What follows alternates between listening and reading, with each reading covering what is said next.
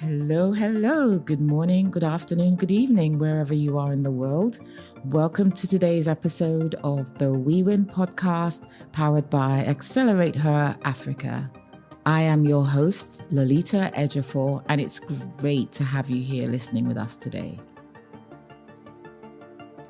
Today, we have the pleasure of hanging out with Amabelle Nwakanma, who's joined us today.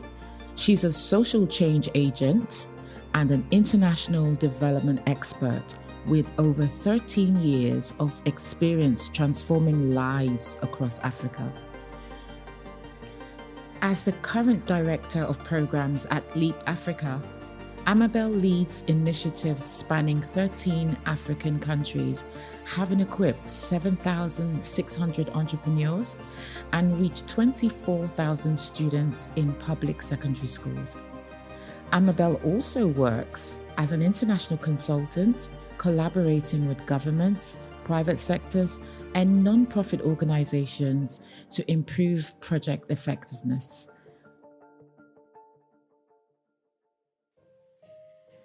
We're so glad to have you here today with us, Amabelle. I'm very, very excited to be here, actually. I'm looking forward to it. And we're really excited to have this conversation too. Your career is fascinating because it's built on a unique foundation. So you have a degree in behavioral neurosciences and hands-on roles as a crisis intervention counselor and behavior management specialist. How did studying the intricate workings of the human brain shape your approach to helping people navigate a very real and very human challenges on the ground? That's a loaded question. Before I went to start my first degree, I always felt like I was just very drawn, very fascinated by the human behavior, just by human beings. Like, why do you do the way, why do you talk the way you talk? Why are human beings the way we are? And also, always purpose driven. Like, I always knew I wanted to be a helper of sorts. I derive joy and fulfillment from really supporting people and helping them fulfill potential, helping them achieve something, whatever that might be. And I've always been that way. So it made logical sense. In fact, even before I ever studied anything, people used to always say, you should be a psychologist. You should study psychology. Like, you're so good at just understanding people. So I've always been fascinated by people. And it just made sense to study behavioral neuroscience. And for me, I wanted to marry understanding behavior, but understanding the physiological drivers of behavior, the neurological drivers, understanding that it's chemicals, really, a lot of things we do. So that was very fascinating for me. And I would say that was such an interesting course because it went from the biology of the brain, the chemicals of the brain, the body, and behavior, what it expresses itself in terms of what people do, what people say, how people behave, how it shapes the way they think. And they think that it's independently thought, but it's really been driven internally a lot of the times. And also how thoughts also drive the physiology and the neurology of the brain. So it's just very fascinating. And so when I finished and I had the opportunity to work, of course, the jobs that I was drawn to were jobs that had to do with human behavior. And a lot of the people, when you're working in that field, are people that we would say are broken or disenfranchised, disempowered. So I worked with a lot of people who were dealing with mental health and addictions, a lot of families that were dealing with violence, so a lot of the negative things of human behavior. And I got to see that really early. One of my first ever cases was I was given a baby who was like 2 weeks old, and it was put into my hand. He was literally taking from the mom in the labor room because he was born into a very violent and drug-fueled home. And I had to be in charge of taking care of him, making sure that he was placed in a home that was conducive, alongside other cases as well. But it really underscored for me the importance of understanding people and meeting them at their point of weakness and learning to give grace. Because I always say, when you understand people, honestly, you wouldn't struggle as much with resentment, unforgiveness, and some of the harder things you struggle with because you understand them. It's not like you're excusing it, but you understand. So there can be some sort of empathy. So that's sort of how I started to foray deeply into the helping profession, human services, as we called it then, which is now social development, international development. It's really at the center of it all for me is people. Oh, wow. You just gave me goosebumps. I just love the fact that you understood your purpose quite early in your career and you followed that purpose through into just understanding people in order to help them. So, in your earlier roles, you were on the front lines, providing direct support to vulnerable children and families. Can you share a story from that time? So, a specific interaction or a small victory that solidified your conviction that your life's work would be in architecting systems of support for others? I think of one particular family, like a man and his wife, or they were not married, they were common law, and this was in Canada. In their case, it was drug addiction. So they had three of their children taken away from them because they were supposed to be on some sort of rehabilitation journey. And I was the team lead for the case management for the children. So I oversaw a team of 5 or 6 that would take shifts taking care of those kids. And when the kids came, they had a variety of very poor behaviors. And they were young. I think the oldest was 9, the youngest was, I think, 2. And a lot of maladaptive behaviors, a lot of unruliness. And of course, you can understand because they come from dysfunctional homes. And I worked with them more intensely over the summer because, of course, they were out of school. And we put in some behavior management or child management, like the caseload, the process of just supporting them in some of the things that we're doing. Now, being a Nigerian, I come from a framework of you spank the nonsense out of your child. And so in my mind, I'm thinking these behaviors just need a good whipping. And of course, you can't be whipping other people's children, definitely. But one of the things that my studies did give me was an alternative perspective about how to raise children, how to raise people, how to help them unlearn bad maladaptive behaviors. And I saw that just with patience and consistency and structure, we didn't need to do anything extreme. These children started to slowly but surely start to thrive. Just their reports from school were shifting, their conduct, their outlook. It was just amazing to see. Just the flourishing that started to happen in real time. It's just really amazing. And that's sort of a representation of many different scenarios. Of course, there's also ones that didn't quite happen like that. Some didn't go as well for many reasons.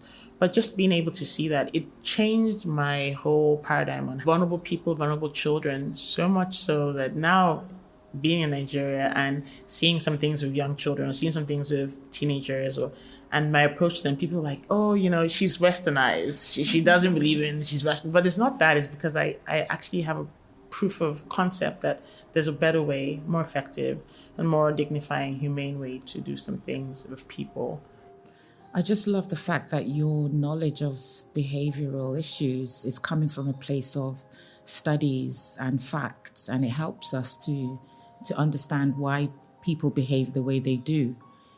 So, what are the key insights or moments that made you decide to pivot from your work in the Canadian social service sector and bring your skills back to the African continent? So that's a bit of a winding, convoluted story. Never wanted to come back to Nigeria. But at some point, and I believe my journey is a journey of faith. I feel at every point in time, I'm always asking God, okay, what next? What should I be doing? And for me, the sign is always a restlessness in my spirit. I can't even explain it. I just know it's time for something. Something is changing. It's almost like you're trying to birth something, right? So, when you leave, you're like, what's going on? So I was in Canada. I was working in a very lovely job. And that job was working with persons with disabilities, developed cognitive, physical, mobility disabilities. And it was also overseeing a caseload, so overseeing a team of people who were supporting them in the city. So the goal of that role was to support these people to live dignified, independent lives, semi-autonomous lives. So getting the support they needed in their own space, not in a facility. Yeah. So that was sort of the role. So I was overseeing the staff that was working with them directly. And I did that for like a couple of years. And my brother had gotten married in UK, and I visited my family there. And my spirit just said, you need to come and do your graduate school here in the UK. Of course, UK is just 1 year. Canada is like 2 years. I'm like, just the time alone is, But it became a strong conviction. So when I went back after the wedding holiday, I just started applying, and I said, well, Lord, I'm taking a step of faith. Whatever happens, happens. The provision, all of that. So I applied to Queen Mary, University of London, and also London School of Tropical Medicine. And I got into both, but I chose Queen Mary, and it was more of a global health public policy. Also because the work that I've done, behavioral neuroscience, it had a very strong health focus, But for me, I was thinking about behavior-based, not necessarily like if you're sick and you have like a headache. And it was more for me psychological health, like behavioral-based health and policy. So I went there and I did that. And as part of, at some point, they came and said there's an opportunity to go work at the WHO for just a few months, and they offered it up for you to apply. And so I was like, Lord, I'm just going to apply. And I was the only person in my cohort that got in, and so I moved to Geneva. And so I was there. I was working in the emergency department. So we're overseeing all the different regional emergencies across the different parts of the world, the different regional offices of WHO. And of course, Borno was always coming. In fact, there was an active emergency intervention happening there because of the insurgencies and all of that. And I'm seeing these non-Nigerian expats go to Maiduguri very happily. And I'm thinking to myself, what is wrong with us Africans? Like, what's going on here? Why am I not doing that? And I think I was convicted there, because I wasn't planning to come to Nigeria. I planned to be done, come back, go to Canada. But I'm like, these guys are leaving their comfort. They're not Nigerians. They don't have the connection to the continent, the country, like we indigenous people here. And they're happily earning a lot of money while doing so, going to these interior regions and working in difficult, hard regions. I was very convicted by that. And I just said, if anything, I should just go and visit Nigeria. Let me just go 3 weeks, 4 weeks. I will just chill, just see what's going on, see my family, my parents, because my siblings are not here anyways. So I made a plan that I was going to do that. I was going to do that year. I did it the next year. And so when I came, there was so much trepidation. I was like, oh my God. I just had associated Nigeria with just like trauma. So when I was coming, I was so afraid. People kept saying, don't worry, just go. And I was like, Lord, I'm in your hands. I don't know what's going to happen to me. I'm so afraid to go, but I know that you're telling me to go. And I did. And 3 weeks became like 3 years. Oh, wow. Because when I came, I quickly could see that there was need here. I could see that I had the potential of bringing a lot more value being here than in Canada, just because of the great need here. In terms of when you talk about wicked problems, poverty, lack of education, lack of opportunities. And God has so made it that I've had opportunities. I've had an exposure that I know would serve well here. It wouldn't serve that much where I am. Not that it's not useful, but it's just useful to plug into a well-oiled machine, as opposed to being useful in building the machine that can work here for our people. And so I felt very convicted to stay. In fact, the opportunities just kept opening themselves up anyways. And of course, the support I was giving to a lot of people there, a lot of the disenfranchised, disempowered, was even more accentuated here. Because, if you talk about people that are lacking and have all sorts of concerns there, they have a whole system that at least caters to them. They have a welfare system that can at least cater to them. But here, what do they have? They have the goodwill of people who are mission-driven, like myself, like yourself, And so that was the foray back to Nigeria. And I tried to leave at some point because I got headhunted of a sort with an organization that was trying to do work in Nigeria. In Africa, they do work across other continents, but they're trying to start interventions here, programs here. And so me being Nigerian and Canadian, because I was able to naturalize, they were like, perfect person. And also they brought me, took me to Nepal to do some work with them there, then moved me back to Canada. And then while we're there, they now flipped the switch and said, you know what? we're looking for someone to replace the founder. And they said, we've been looking for years. But when we saw you, we just knew. All of us were like, she's the one. I'm like, wow, okay. I think I could be the one, but I don't know if it's now. I just didn't feel like it was time. And we're still working together. But then that next year, I came back to Nigeria to do some preliminary work for them, just looking at what's feasible in terms of starting out interventions. And COVID happened and the world stood still. So many things changed. Funding priorities changed instantly. So it shifted everything. And everybody wasn't sure. Is this the apocalypse? Is the world really going to end? It was just sort of confusing time. And so that fizzled of sort. I felt like they weren't happy with me. They weren't happy with me that I didn't take up the offer so gleefully and willingly. And I felt bad about it, but I knew there was something more that I needed to do here. My spirit wasn't settled that it was time to actually leave. So came back and COVID happened. So it just kind of, that was that. It was a moot point at a certain point, right? And then here we are. Awesome journey. It's never straightforward. It's No, always winding. I just love how you always aligned yourself to your purpose and your values, despite all the potential opportunities that you were presented before you. I just love that. So your journey took you from the on-the-ground work in Canada to the global policy level at the World Health Organization in Geneva, and then to program direction in Nigeria. What was the biggest unlearning you had to do to move effectively between these vastly different contexts? I think I had a bit of a savior complex because I was in a world where the average person there has a savior complex. The global south, global north, even the nomenclature is divisive.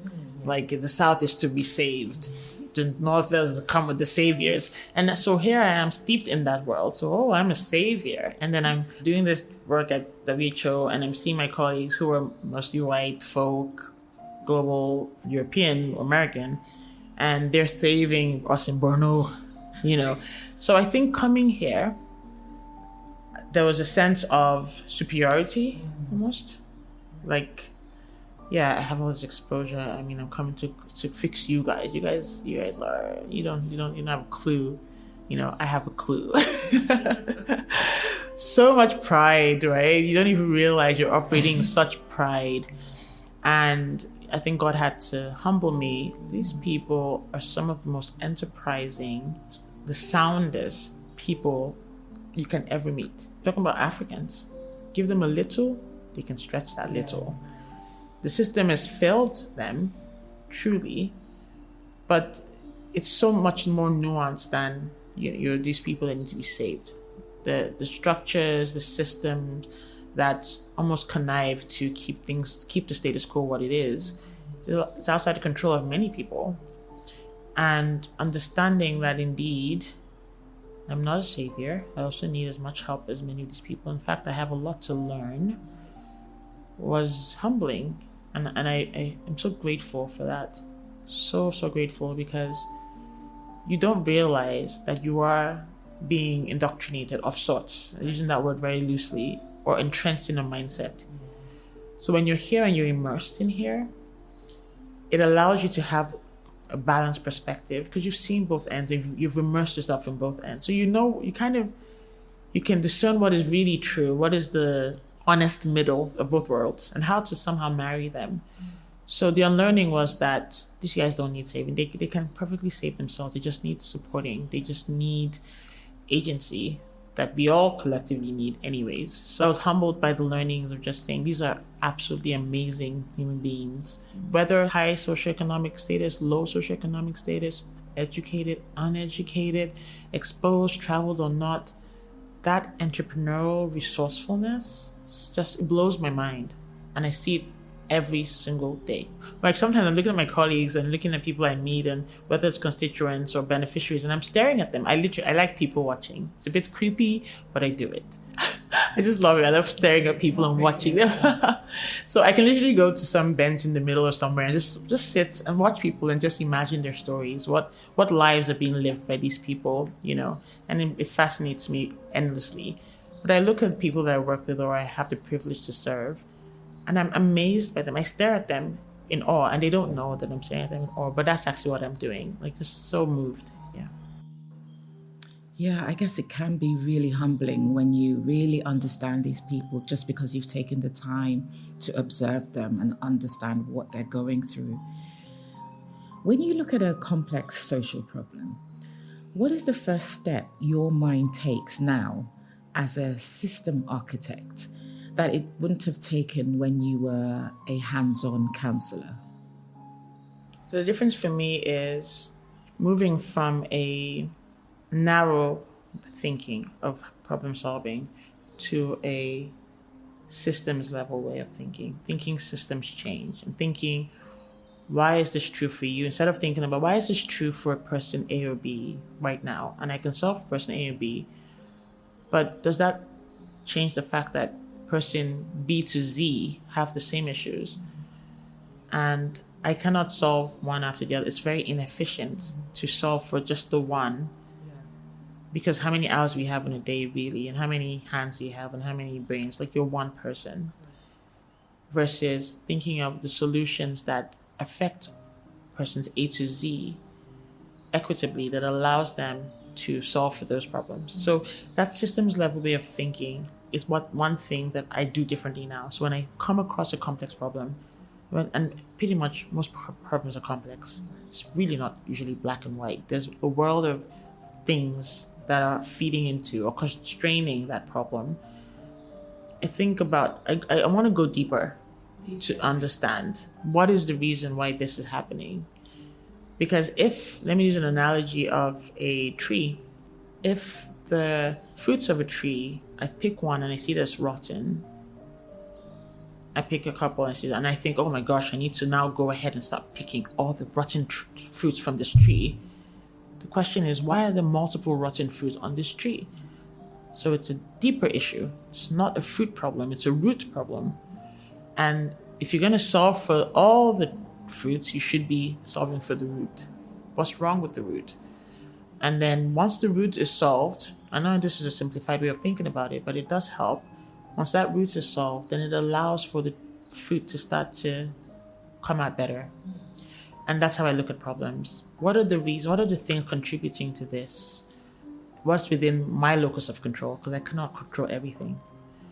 If it's systemic, what do I need to do to influence the system? Is that engaging policy actors, influencers, decision makers, as well as working with you, the fruit, the tree, to say, okay, let me see how I can support you to take out the bad parts of the fruit. But that is not an efficient way of problem solving. And so that's the difference between when you're doing case management, individual, team level versus systemic. You're thinking one here, the systemic, you're thinking the collective. And that's just the best perspective to have that systemic understanding of what could be the root cause of the problems. So you are a professional builder of enabling environments. I like to think so. You're turning ideas into tangible, funded programs. What is the most critical, unwritten rule you've learned for taking a brilliant idea for social change and making it compelling and fundable to donors and partners? One of the things I've come to understand about funding and donors, there's this saying in the development space that people give people money. And so what that says is you might have an amazing idea, solution, but you're not necessarily getting the funding because you're not friends with anyone. And by friends, I don't mean my brother or my cousin. I mean relationship. One of a huge new paradigm in the philanthropic space is trust-based philanthropy. It's been coming up over the years, but way before that was a thing. I've always believed that relationships are the bedrock of successful endeavors. So if I have ideas that I know they have the potential to solve real problems, and I'm thinking of how to make that fundable. I'm thinking of the relationships I need to build. Firstly, to make it even visible that what I'm doing is happening at all, and to collaborate, to create an ecosystem around how that solution will actually be implemented. But there's so many different unwritten rules. They say things like, if it's not visible, then it didn't happen. So you might be doing a lot of amazing work that you're not necessarily amplifying, or you're not friends with anyone. You're doing it in silo. So you're not getting what you need. You're struggling to even get it off the ground. So that question is loaded because there's so many dimensions to what makes a high impact project or program something that actually comes to life. There's so many, it's nuanced, it's the people it's the problem itself, it's the fact that, are you measuring it well? Are you able to communicate the solution well? Because it's almost like a business. You can have an amazing product, but people don't know what the product is. They don't know what the product can do for them. They don't know how it can solve their pain points, whatever that is. And you don't have a network of people you can start to leverage real quick. Chances are you have an amazing product that's just on the shelf. It's not going to be, and it's true for impact work, impact-driven work. If you have a great idea that needs to see the light of day, you have all these things that you need to be able to do, and people you need to connect with to make it something that is realized. Right. Yeah, because relationship building is supporting that connection and making it meaningful to gain people's trust. Okay, so from your leadership position at Leap Africa, you have a unique view of the challenges and the opportunities in developing the next generation of African leaders, right? What do you see as the most significant systemic barrier that prevents the social impact sector from creating sustainable, long-term leadership pipelines for brilliant young African women? Where do the current models of support tend to fall short? A huge barrier to women in leadership is how society looks at women. And this is a Pan-African problem. So we talk a lot about patriarchy. It's a true way of our culture. A lot of men, they have entrenched beliefs about what a woman should be, can be, that sometimes they don't even know they have. Even when they think they're exposed, they're out there. But it comes out in different ways when opportunities allow for an opportunity for them to showcase their true belief. And then a lot of women have limiting beliefs in their own potential because it's never really been called out.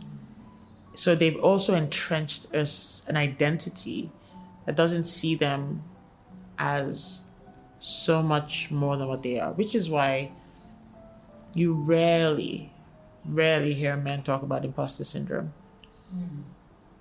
Almost all the women I know, big boss women, successful, talk about imposter syndrome.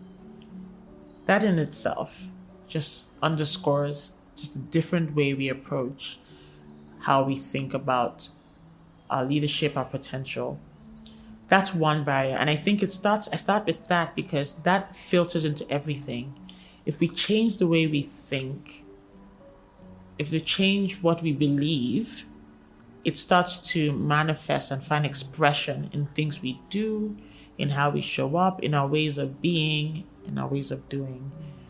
So it starts with that. I don't know if it was you I was speaking to about this study that I read about in Latin America, where they had done quite a number of training and capacity building for entrepreneurs, male and female.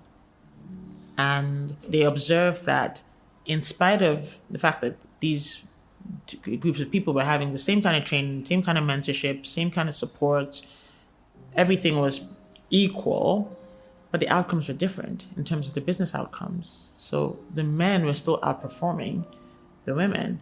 And so it made the researchers ask a different kind of question. What informs business outcomes? If we've done everything, if we're saying that we're making sure that you have the same level of knowledge, skills, competencies, and we are providing the same kind of hand-holding, what's going on, really? And the second part of the research showed that it just was a difference in how they thought about the capacity to do the business. And so the thinking about it influenced how they did the business. So what they discovered was the women tended to be more self-doubting, questioning their decisions, whereas the men tended to be more, even when they had less knowledge, to more, what's the word, confident, braggadocious maybe, and it worked for them because there's a phrase that says, fortune favors the brave. So because they were out there talking, and they might not have a clue, but they're acting like they do, they tended to get a lot more clients for their businesses. They tended to get a lot more, and again, it's relationships. So they're able to get that goodwill. Whereas the women were more self-doubting, self-questioning, and so maybe a bit timid even, although they had excellent competencies and skills for the business, but it showed up differently. And I've seen that in my own work. I'll give an example of something that happened, I think it was like 2 years ago. So we had a fund that we started. It's just a $100,000 fund. We wanted to give 10 enterprises $10,000 each from our alumni pool. And we had this organizational assessment that we were deploying for all of them. And, we were looking at whoever scores high, and then, those are our superstars, those are the people. And what we noticed is the women scored lowest. And in fact, one of my direct reports, he came to me and he said, these ladies are not doing great. They're pitching everything. I think we're going to have to go with 10 male enterprises. Let's not. I said, not on my watch. This time around, we'll just do affirmative action. Women are going to be part of the 10. It's impossible for me to say yes to that. That's a no. And so we had a bit of a disagreement there. I could tell he was like, oh my gosh, this person, like he felt like we're taking opportunities from men because it was women. I said, no, let them go through.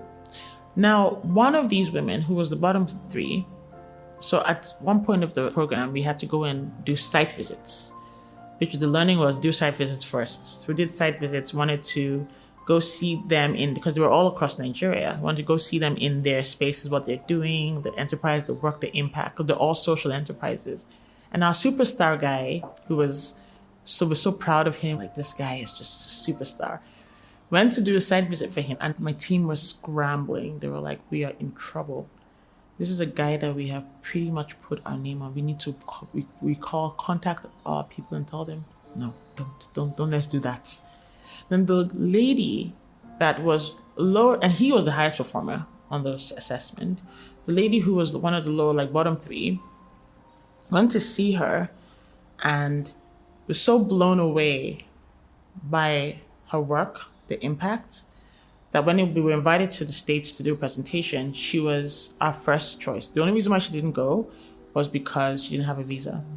She was supposed to go last year to do the presentation. I was really gutted by that, but, that's part of the barriers, honestly, to opportunities. We're amazed by her. The only thing she lacked was noise. She wasn't making any noise. She was just doing the work. What he was doing made all the noise, but wasn't doing the work. That's sort of a case in point. Yeah. Yeah. The thing is, we can also see it's a mindset. I mean, it's not just systemic, but the mind then controls how women see themselves and how they respond in such situations. Whereas the mind tells the men, you can do this, you have nothing to lose. And then they go for it. So there needs to be a mindset shift in women to actually believe in themselves when they come to these situations, that they are leaders if they allow themselves to be. Okay. So a major hurdle for innovation in your sector is the chicken egg problem. So new ideas need funding to get on a track record, but they need a track record to get funding. From your experience, how does this specific barrier stifle bold new solutions? And what kind of new funding mechanisms or partnership models do you think is needed to bridge this crucial gap for promising early stage social impact ventures? So earlier this year, we're members of ANDE, which is the Association for Network Development Entrepreneurs. And so we had this London meetup earlier this year, and I met a guy who's based in Mexico but works with enterprises from Africa, and he was talking about Venture Studio. Now, this is me that has known about Venture Studios, and even we have one of our partners in Senegal, they run a Venture Studio. One of our partners in Nairobi, Kenya, run a Venture Studio. So I thought I knew so much about Venture Studios. So when he was asking, how many people know about Venture Studios? Tell me what you know about it. And different people answered. I even answered as well. We're all wrong, basically. we had an understanding, but it wasn't really what it was. But what he made me understand in terms of what a venture studio was is the fact that not only do they incubate and accelerate, but they ideate. They create a space where they can understand the problems and foster the solutions that are monetizable. And then have that model, the ideation, and then they can start to incubate that idea to see what is, test models basically. Then they can accelerate and grow. And one thing that I'm a huge proponent of is that people with ideas should be invited to the table. Some people have amazing ideas. They'll never see the light of day because, like you said, the chicken, the egg. Here we don't have a track record. We need this much traction to show. And that's fair. That's fair. But there needs to be a space for all those models to complement themselves. So we should be able to support early stage or even ideation phase ventures or really early stage, help them test out those ideas, incubate. Does this work? Does this make sense? Is it possible? And we have enough models and expertise, competencies to kind of know what may be viable. And we should be allowed to fail forward. So sometimes it's not going to be viable, and that's okay. We're learning and we're unlearning. And then feed into funders who are interested in early stage, but who have gone past incubation, and funders who are interested in growth stage. So we need to be able to work together.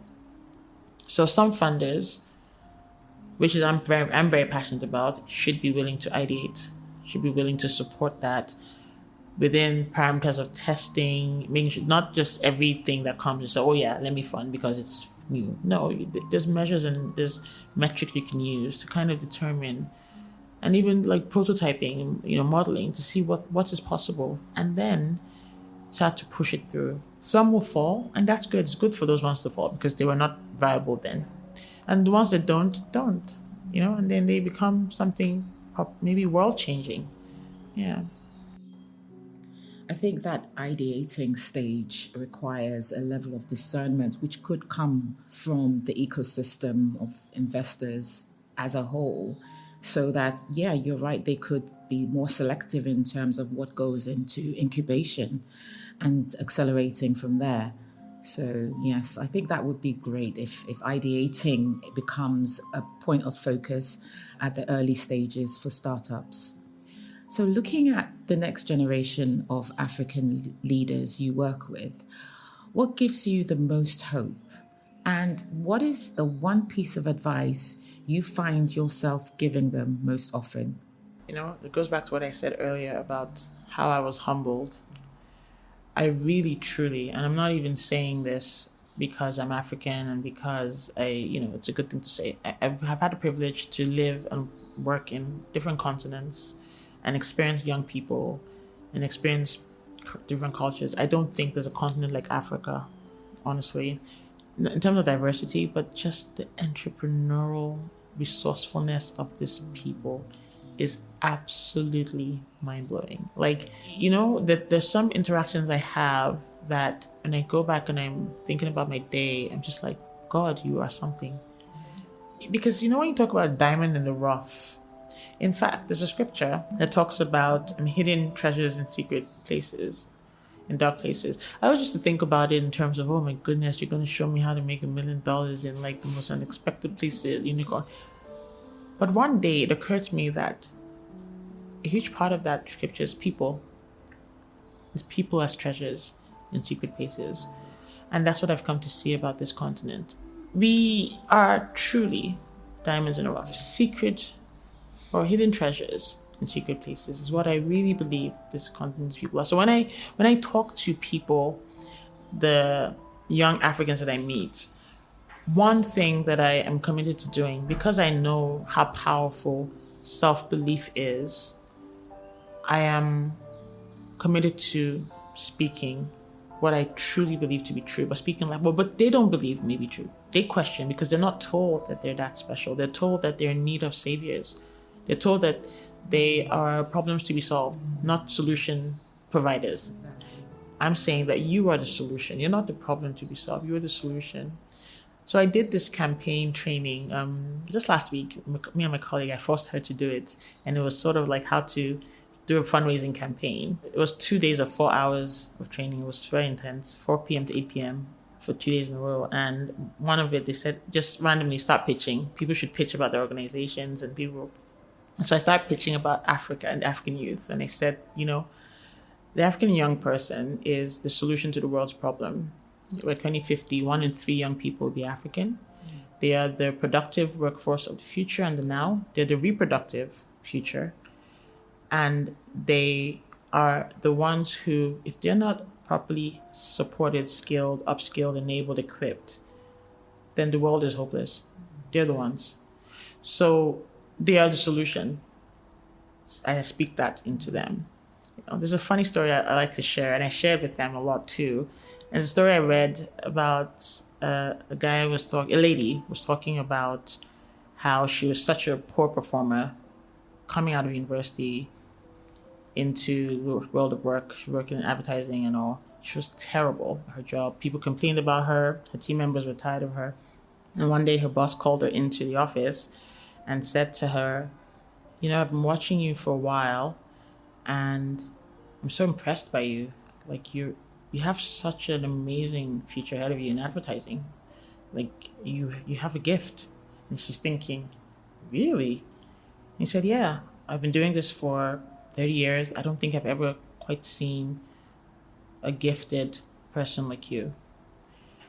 So she said, she went home that day because she was thinking to herself, is this guy okay? Because she already knew she was bad and she owned it. Like, I'm terrible at my job, whatever, And she went home and she just felt, that's very interesting. Wow, I didn't realize. But she said she noticed that by the next day, she was about to snooze like a couple of times, and she just realized, she was like, I don't think a person that good actually snoozes. So let me get up at the time that my alarm is. Anyways, long story short, she went ahead to become one of the most accoladed advertisers. Won a lot of awards, did excellently well. And this guy was a mentor. And how she knew that he tricked her into greatness, is what I call it, was a time when she was visiting him one day and he was talking to her and was complaining about this intern that was working. It's like, oh my God, so terrible. He's the worst, like I don't even know. And then the intern not long after walks into the office, and so she's sitting, just giving him time to talk, and he hears him telling him how wonderful he was and how amazing and how he has such a gift. And she's like, what? So you mean to tell me you said this to me? You were actually lying to my face. She says he's learned that people believe the things that they consistently hear. Like there's certain things that they just take in. And he jokingly said, but it worked, didn't it? Because look at you now. And she says, that was defining about what you speak to people to make them know. Because he had the credibility to say, oh, I've been working at this for many years. I've never met someone quite like you. You're really good. It's like, wow, okay. That's impressive. So just a very interesting story to speak to how important it is to say the right things to people. Friends, family, lovers, young people. I'm sure he studied neuroscience. Or something. Or something to do with human psychology. Yeah. I just love that story. He tricked her and flipped her into greatness. It's lovely. Considering your future as a builder of social impact systems, right? What do you see as your personal responsibility in helping to design and champion a more resilient and scalable architecture for nurturing leadership on the continent? So at the heart of everything that I do and how I think about the problem, and I think about the solution, and I think about the means. People, people, people. And so as I think about the way to approach what I do in terms of systems architecture, it's still people at the root and the center of it all. It's people that make decisions that are good or bad. It's people that are predisposed to doing the right thing or not. It's people that are incentivized or disincentivized to doing the right thing. It's people that are the solution. It's people that are the means to the end. So when I talk about being human-centered, I'm extremely human-centered because I understand a system doesn't exist on its own. It doesn't just make, oh, I'm a system. It's, when you talk about, the country of Mexico, it's people. Nigeria, it's people. Africa, people. People build the houses, people lead, people loiter, people damage the environment, it's people. And so when I think about solutions and how to approach it, is approaching these segments of people. For example, Africa has a failure of leadership. I don't think that's something that anyone would argue. And I may not be able to solve for that, but I know that that failure of leadership is responsible for a variety of issues. So I know that leaders need to lead well. And my contribution to that is, how do I create a critical mass of women, young people, that are enabled to be values-driven, to be incentivized to be values-driven, to be principled, and to be equipped to lead well. And my personal quota to that is, like I said earlier, speaking to that, bringing that to life, helping change mindsets, behavior change, behavior management, behavior modification, if you like. But also, once you've changed that mindset, what do you do with that change? Because now you have a sword, but the sword has to do something. So now is, how do I use this mindset, this capacity that you've been given to now craft something that works for the collective, for the world, for the continent, for the region, that now solves problems, that can ideate, that can be inspired to ideate, that is not thinking, there's no hope, I'm the problem, or the problems are too many, but can see themselves as the solutions, and they can be ignited to be the solutions. So that's how I think I segment it that way, so that it makes more sense to me. I 100% agree with you on the people front. It's people for everything. As these young leaders look up to women like you, who have built such impactful careers, what do you hope they see?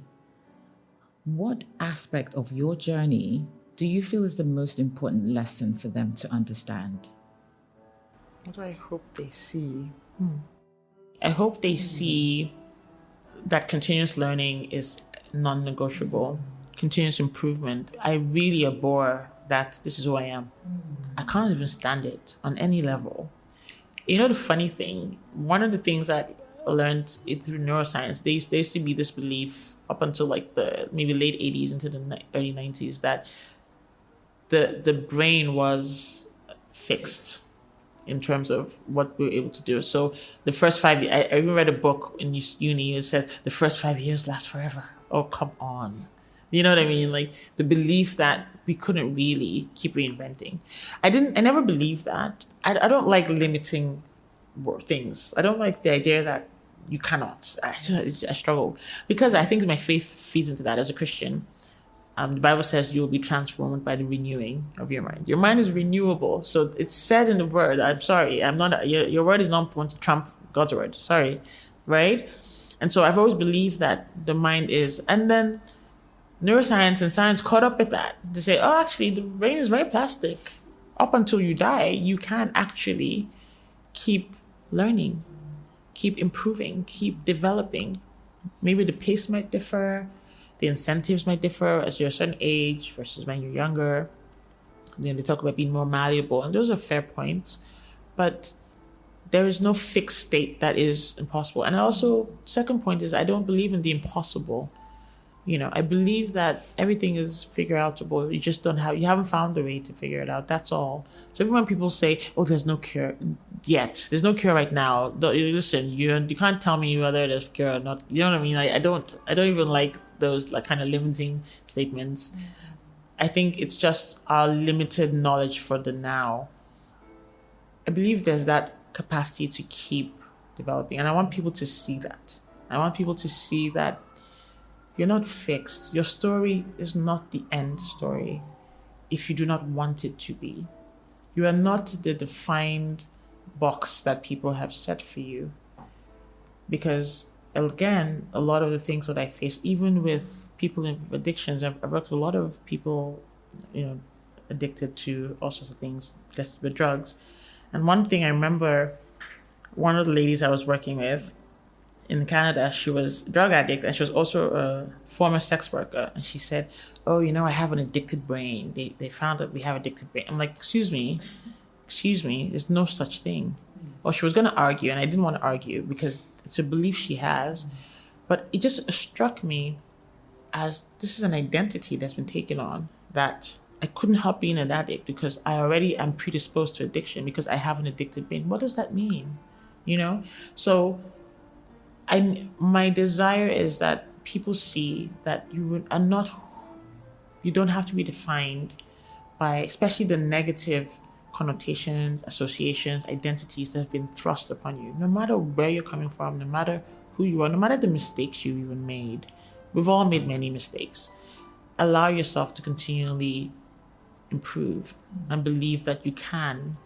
And I want people to see that I'm someone that's not afraid to be vulnerable, to make mistakes, to own up to my mistakes, and to see me growing, to see that I have a growth mindset. Because then I feel it makes them feel like I don't have all the answers. A lot of my colleagues, even the young ladies that work take with, they'll put you on a pedestal, almost like you know everything, you can do no wrong. And so when you even share a little bit of a struggle, it floors them, but in a good way. Because now they know that you're not this unattainable person. You're just a human being trying to figure it out in life, who cries sometimes, who laughs sometimes, who makes mistakes, who's awkward sometimes, who's like a klutz sometimes. And it's okay. It's wonderful. It's part of this beautiful story that you're crafting for yourself. So I want them to see that. They should keep growing. Yeah. Never stop believing that you can do more. I don't believe in the whole, that's not possible. Honestly, I really don't. I just do not. It's just so hard for me when people say, oh, that's impossible. I can't even stand that phrase. It's not possible in your sphere of understanding. That's okay, but it's not true for everything. Some of the things we learned, like even when you're doing the behavioral neurosciences, some of the more extreme, almost impossible feats of human beings. So for example, savants that have this like almost superhuman skill in terms of pain, in terms of knowledge, in terms of like memory, and it's actually impossible by regular standards. But here's human beings doing exactly that. So again, I struggle with limiting words. I really struggle with it, and I want people, that's the journey that you're on, is to don't take the first limiting statement as fact. I can definitely see you have a growth mindset, and I'm sure our listeners can see that too. Okay, so what is the one piece of advice you would give the younger Amabelle, just starting her first job as a child and youth counsellor? This is a question that I think about because you see people say a lot on social media, if I could speak to my younger self, so I think about that sometimes.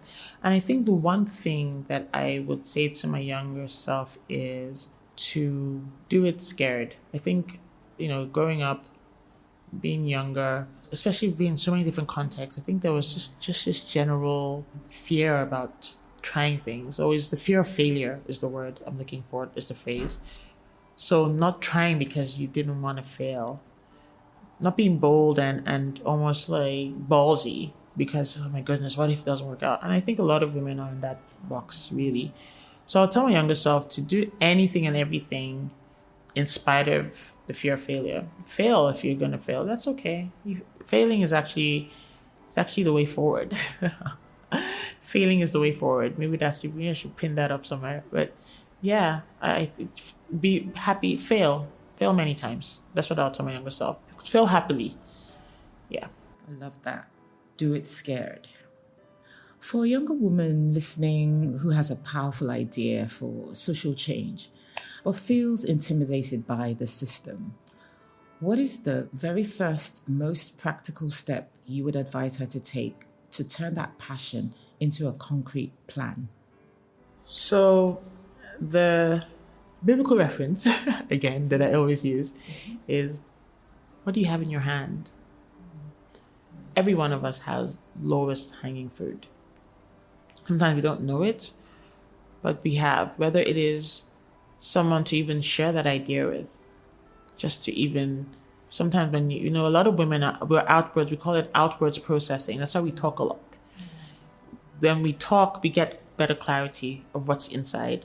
I use an analogy of, you have a box of so many different things. You're looking for one thing, but because it's all scattered, you start picking, and then you find it. I see that almost like the analogy of coaching, or where you're getting them to talk, and they're saying, "Oh, I have this issue. I want to solve it. I don't know what to do." And you get them to pick, and then they like light bulb, and there they have it. Right. And I see it similarly to that. You have an idea. We're communal people, so you have people in your immediate sphere of even location. Yeah, it could be colleagues, family, spouse, siblings, whatever. I would always ask you to share your thoughts, but beyond sharing, pen it down. Because sometimes that idea might sit somewhere in a notepad or a shared thought for one day, and it could be the next day, it could be a year from then. It's ready to be birthed. Don't be afraid of the incubation of the idea in terms of in your mind or on your notepad. So the fact that you've written it down today doesn't mean that you need to rush the time that it takes to be birthed. So, there's a scripture that says seed time, harvest. One of my mentors, he said, we should look at it as seed, time, harvest. Time is non-negotiable. For when you're thinking about an idea, you think about a solution you think you have, and when it's ready to be birthed. And in that time, there's work to be done. So it could be watering, in this case, learning how to projectize an idea, understanding the solution and the problem you're trying to solve. Are there similar things out there? Are there tested models that would be useful to you? Understanding where you're trying to solve it. So you have work to do in upskilling yourself, building your capacity to be able to. That is a self-responsibility that you can't run from. You have to be built to manage. I'll use the story of Joseph in the Bible. Joseph had a dream. He knew he was going to be this great person, but he was also a bit of a spoilt tattletale. That wasn't really like, he was spoilt. I feel like if he went from his house to Pharaoh's house, he would have been probably a tyrant because he was not built. He wasn't formed character-wise. And God needed to humble him and form his character and allow him to see lack, allow him to be resourceful in lack, so that when he now had an opportunity to be resourceful with a lot, he did it excellently. And it was very plug and play for him because he's been doing it in the secret dungeon for a while. But character had to be formed. He had to build capacity. And I think that process is something that we cannot run away from. So while you're birthing the seed, writing the ideas, ideating and all of that, what do you need to do in between? It might be talking to people. It might be starting to test test this thing that you have. So let's say you have a recycling idea. Oh, there's so many bottles in my community, and I know that they need to be recycled. It's not environmentally friendly. what can you do in just that one space that you have, maybe in just your compound, to get the bottles, to package, get it, and start building a culture of recycling. There's a process to it. Marry that process, immerse yourself in the process, understand the process, because you need it during that time, so that when you're birthing, when funding comes, when opportunities come, preparation has met opportunity. Wow. Seed time harvest. That's a great thing. We need to apply in anything in life, and time is non-negotiable. So I know you are a woman of faith, but what we want to know is, how does your faith help you navigate your thinking and following your purpose in your daily life? How my faith does all these things, there's nothing I separate from my faith. Everything that I do, my way of thinking, my way of doing, my way of being, is grounded. It's permeated by my faith. That's why, for the principles that I share, I have scriptures and stories for days, because it guides how I think about, and it crystallizes how I understand what I understand about human beings, about our capacity, about our identity, about our purpose for good, what we're supposed to do, how we're supposed to live, how we're supposed to execute. I think that God is the greatest strategist, the proper chief architect when you talk about systems architecture, because think about how one man became a nation. That in itself is a thesis that we can do a PhD on. And the process into that. Think about how much of a God of excellence and detail, when you think about how he would give the slightest cubic meter for the temple, this amount, this way, so detail oriented, so excellent. It couldn't be not anything but that. And so all those principles that I live by, all those things that guide me, is deeply embedded and rooted in my faith. And I think I'm a living, breathing expression of my faith. And I want to be that. I want it to be that I don't have to say, oh, thus says the Lord, or I want it to be that when we sit and talk, you can see the evidence of my faith in how I speak, how I think, what I do, without me having to proselytize. Yeah. So showing and not necessarily just telling, a lot of showing and demonstration. And I can see it in you. Amabelle, I would like to thank you from the bottom of my heart for this session you've given to us. It's been so insightful. It's been a spiritual journey as well as an enlightening one. And I really appreciate it. And I'm sure our listeners will be enthralled by what you have shared today. I'd like to say thank you and thank you again. And I'm sure we'll be inviting you back. Thank you. Thank you so much. That was amazing. And those questions. Guys, what can I say? I mean, this session has been wonderful. We need to think about what we are doing on this earth. What is our purpose? How do we solve problems? What does our inner voice tell us? How important are people to the process of growth in Africa? Let's think about that. I'd like to thank you again for listening to the We Win podcast. Stay blessed and stay tuned. Bye.